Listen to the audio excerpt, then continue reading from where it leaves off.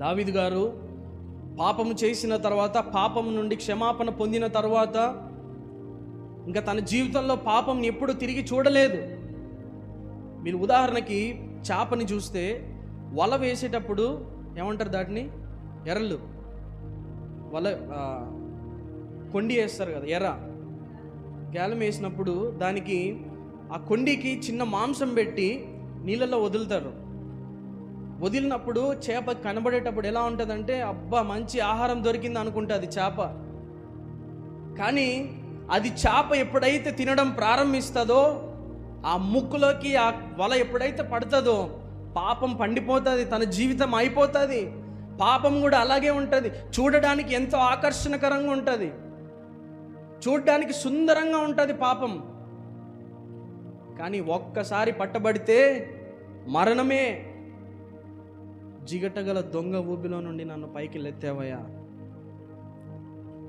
నా పాదములు నా అడుగులు నీలో స్థిరపరిచావంటూ ఉన్నాడు. పాపమునకు దూరంగా ఉండేవాడు రక్షించబడతాడు. తిరిగి తిరిగి తిరిగి తిరిగి పాపం ఇంకా కొనసాగిస్తున్నాడంటే పరిశుద్ధాత్మ దేవుణ్ణి ఆర్పుతున్నారు. పరిశుద్ధాత్మ దేవుడు చూస్తూ రోదన చెందుతూ ఉంటాడు నువ్వు చేసే పాపాన్ని బట్టి. ఒక్క అబద్ధం ఆడినా పరిశుద్ధాత్మ దేవుణ్ణి దుఃఖపరిచినట్టే, ఒక్క చెడు కార్యాలు చేసినా పరిశుద్ధాత్మ దేవుణ్ణి దుఃఖపరిచినట్లే. ఎన్నిసార్లు మనం అబద్ధాలు ఆడుతూ ఉంటాం.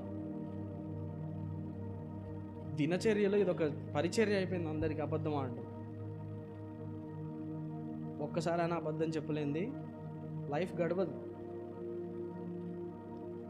నాశనకరమైన గుంటలో నుండి జిగటగల దొంగ ఊబి అది ఎలా ఉంటుందంటే, ఒకసారి దేవుని బిడ్డగా మార్చబడిన తర్వాత నిన్ను దేవుడు ఏ రీతిగా పైకి లేపాడో, బుడదలో మునిగిపోతున్న మన జీవితాల్ని, తుప్పు పట్టిన మన జీవితాల్ని, నాశనకరమైన మన జీవితాల్ని దేవుడు పైకి లేపి అడుగులు స్థిరపరిస్తే తిరిగి నాకు పాపమే మంచిది, నా జీవితానికి పాపమే బాగుందని పోతున్నాం.